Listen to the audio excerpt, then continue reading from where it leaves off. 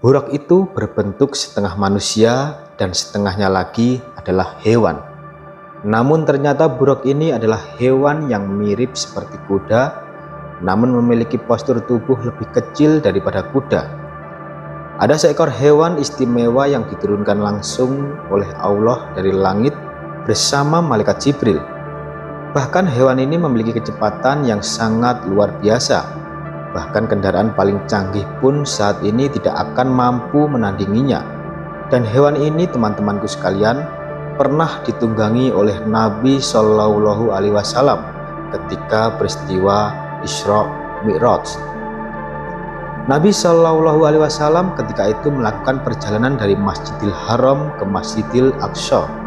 Kemudian setelahnya naik ke langit ke-7, lalu turun lagi ke bumi, dan ini hanya terjadi dalam satu malam saja. Di video kali ini kita akan mengisahkan tentang hewan yang ditunggangi Rasul ketika peristiwa Isra Mi'raj. Hewan tersebut adalah burak. Nama burak berasal dari kata barakhu yang berarti kilat. Seperti namanya, burak ini mempunyai kecepatan seperti kilat, dan burak inilah yang membuat hal mustahil menjadi masuk akal. Karena ia pernah membawa Nabi Shallallahu Alaihi Wasallam melakukan perjalanan dari Masjidil Haram ke Masjidil Aqsa. Kemudian setelahnya naik ke langit 7 dan dalam waktu hanya satu malam saja. Lalu apakah kalian yakin bahwa burak ini memiliki kecepatan seperti cahaya? Baiklah, coba kita sama-sama berhitung. Jarak dari Masjidil Haram yang terletak di Mekah dan Masjidil Aqsa yang terletak di Yerusalem adalah 1239 km. Kemudian setelah itu Nabi Shallallahu Alaihi Wasallam naik ke langit ke-7 dan turun lagi ke bumi. Dan untuk mengukur jarak dari bumi ke langit ke-7 tentu tidak akan diketahui berapa jaraknya. Namun kalau kita antara bumi ke matahari saja didapati di sana berjarak 149 juta kilometer persegi. Dan itu baru langit pertama, belum langit kedua, ketiga, dan seterusnya. Sedangkan kecepatan burak diumpamakan adalah kecepatan cahaya. Kecepatan cahaya itu satu detiknya 300 km.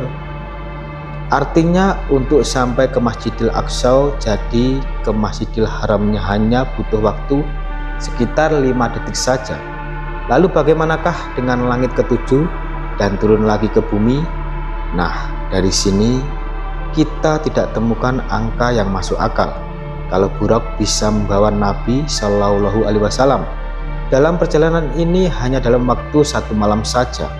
Dan dapat disimpulkan bahwa burak ini memiliki kecepatan yang jauh lebih cepat dari cahaya itu sendiri. Tentu hal ini jauh dari nalar manusia, tapi wajib diyakini atau diimani oleh setiap muslim.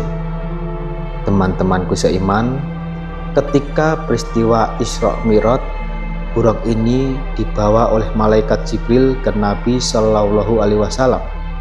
Lalu Jibril memperkenalkan burak ini dan tiba-tiba burak tidak mau ditunggangi oleh Nabi.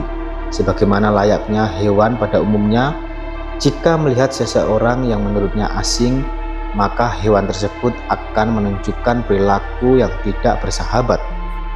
Lalu malaikat Jibril berkata, "Tidak ada satupun manusia yang paling mulia yang akan menunggang di atas pundakmu, wahai burak, lebih mulia dibanding Muhammad." Ketika burak ini tahu ketika yang akan menunggangi dia adalah Rasul, maka burak ini langsung terdiam dan mempersilahkan Nabi Shallallahu Alaihi Wasallam untuk naik di atas pundaknya. Maka melesatlah burak ini yang ditunggangi Jibril dan Nabi Shallallahu Alaihi Wasallam ke Masjidil Aqsa. Ketika itu malaikat Jibril yang memegang tali kekang burak dan Nabi Shallallahu Alaihi Wasallam berada di belakangnya. Nah, kenapa malaikat Jibril ini ikut naik di punggung burak? Harusnya Jibril bisa saja terbang dan langsung ke Masjidil Aqsa. Ketika itu malaikat Jibril mengubah bentuk aslinya merupai seseorang manusia. Dan ketika ia sudah berubah menjadi bentuk manusia, maka disitulah terjadi hukum yang layaknya dunia manusia. Dan sebagaimana kita ketahui, tak ada yang namanya manusia yang bisa terbang. Dan sekedip mata buruk ini melesat, tiba-tiba mereka sudah sampai di Masjidil Aqsa. Namun ada riwayat juga yang mengatakan sebelum ke Masjidil Aqsa, mereka berhenti di tempat-tempat bersejarah, seperti berhenti di Baitul Lahmi atau Bethlehem, tempat lahirnya Isa bin Maryam, lalu berhenti di Bukit Tur, tempat turunnya Taurat kepada Nabiullah Musa alaihissalam, dan diikuti dengan tempat-tempat jejak para nabi lainnya. Sobat Jazirah Pangestu yang dimuliakan Allah, maka ketika sampai di Masjidil Aqsa, Nabi Shallallahu Alaihi Wasallam mengikat buruk ini di suatu tempat tambatan yang sekarang tempat tambatan itu menjadi tembok ratapan orang-orang Yahudi. Inilah yang dijadikan orang-orang Yahudi beribadah tatkala ketika Nabi Shallallahu Alaihi Wasallam masuk ke Masjidil Aqsa. Dan disinilah terjadi perkumpulan yang maha besar, karena Nabi Shallallahu Alaihi Wasallam melihat di dalam Masjidil Aqsa itu penuh dengan para nabi sebelum beliau. Jadi ruh para nabi itu pada melesat dari segala penjuru dan berkumpul di Masjidil Aqsa. Lalu untuk apa perkumpulan besar para nabi ini? Tak lain untuk meneruskan estafet bendera dakwah kepada Nabi Shallallahu Alaihi Wasallam. Zaman mereka sudah berlalu dengan kematian mereka, dan peristiwa ini disebut dengan Isra. Lalu Nabi Shallallahu Alaihi Wasallam melakukan perjalanan ke langit ketujuh, ke Sidratul Muntaha.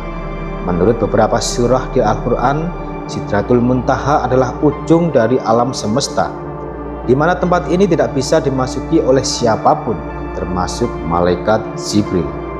Namun atas izin Allah, Nabi Muhammad menjadi satu-satunya manusia yang bisa memasuki dan melihat secara langsung. Dan peristiwa ini dinamakan Mi'raj. Perjalanan keduanya disebut dengan peristiwa Isra Mi'raj. Sobat Jazirah Pangestu yang dimuliakan Allah, kisah lain dari buruk ini diceritakan dalam kitab Tanbihul Ghafilin karya Imam Abu Laits Al-Samarkandi dari wilayah Uzbekistan. Dikisahkan pada malam 27 Rajab, malaikat Jibril alaihissalam dan Israel mendapat perintah langsung dari Allah Subhanahu wa Ta'ala agar bertasbih dan tidak mencabut nyawa pada malam itu. Jibril bertanya, "Ya Rabb, apakah kiamat telah tiba?" Allah Ta'ala berfirman, "Tidak wahai Jibril, tetapi pergilah engkau ke surga dan ambillah buruk. Dan kemudian temui Nabi Muhammad Shallallahu Alaihi Wasallam bersama buruk itu." Kemudian Jibril pergi dan dia melihat 40.000 buruk sedang bersenang-senang di taman surga. Dan di wajah masing-masing buruk terdapat nama Muhammad Shallallahu Alaihi Wasallam. Di antara 40.000 buruk itu, Jibril melihat seekor buruk yang sedang menangis. Berkecucuran air mata, Jibril menghampiri buruk itu lalu bertanya, "Mengapa engkau menangis, wahai buruk?" Buruk itu berkata, "Ya Jibril, sesungguhnya aku telah mendengar nama Muhammad sejak 40 tahun. Maka pemilik nama itu telah tertanam dalam hatiku dan aku menjadi rindu kepadanya, sehingga tidak mau makan dan minum lagi. Aku laksana dibakar oleh api kerinduan." Jibril berkata, "Aku akan menyampaikan engkau kepada orang yang kau rindukan itu." Kemudian Jibril memakaikan pelana dan kekangan kepada buruk itu dan membawanya kepada baginda Nabi. Dalam riwayat lain disebutkan, ketika Jibril melihat seluruh buruk, ia mendapati satu buruk duduk menyendiri dan menjauh dari yang lain. Buruk itu menangis dan tangisannya terbentuk sungai mutiara yang indah, yang mengalir deras dari matanya yang merupakan tangisan cinta dan kerinduan.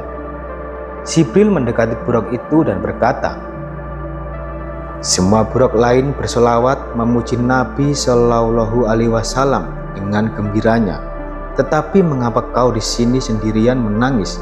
apa yang membuat kau menangis?"